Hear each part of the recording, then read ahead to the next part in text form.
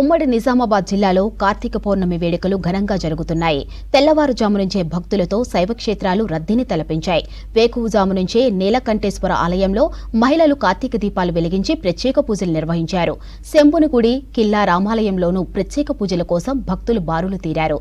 ఇక కామారెడ్డి జిల్లాలోని సిద్ధి రామేశ్వరాలయం, సోమేశ్వరాలయంలో ప్రత్యేక పూజలు జరుగుతున్నాయి.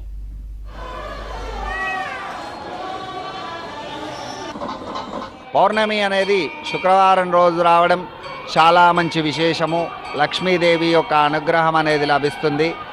ఇందూరు నగరంలో ఈశాన్య భాగంలో స్వయంభూగా వెలిసినటువంటి స్వామి శ్రీ నీలకంఠేశ్వర స్వామి స్వామివారికి ఉదయం 4 గంటల నుంచి 5 గంటల వరకు అవభృత రుద్రాభిషేకంతో ప్రారంభమై మరి సాయంకాలం 6:30 కూడా ఆకాశ దీపోత్సవం నిర్వహించడం జరుగుతోంది.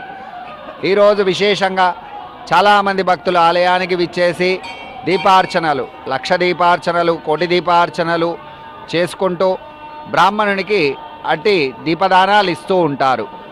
అలాగే నేడు ఆలయంలో లక్ష దీపోత్సవ కార్యక్రమం కూడా నిర్వహించడం జరుగుతోంది.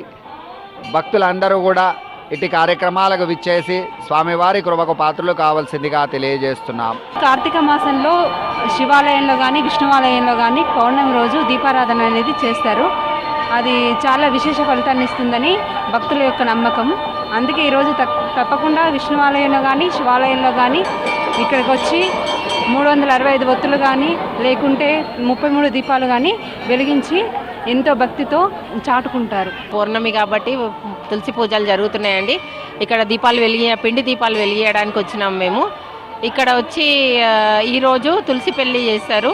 తులసి యొక్క విశేషత ఏంటంటే ఈరోజు పౌర్ణమి రోజు తులసి దగ్గర దీపాలు వెలిగించడం, అమ్మవారిని పూజించడం, సౌభాగ్యాన్ని కోసము, పిల్లల కోసము, వాటి కోసము తులసి పూజలు చేస్తూ ఉంటారు.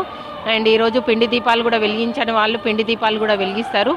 ఇది అందరు బాగుండాలి, ఇంట్లో అన్ని సుఖశాంతులు కలగాలి, మంచి ఆరోగ్యం ప్రసాదించాలని ఈ మాసంలో ఈ పూజ చేస్తారు.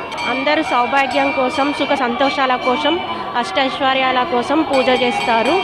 9 కానీ బేసి సంఖ్యలో 9 కానీ 21 కానీ 5 కానీ ఎవరికి తోచినంత వాళ్ళు ముట్టిస్తారు.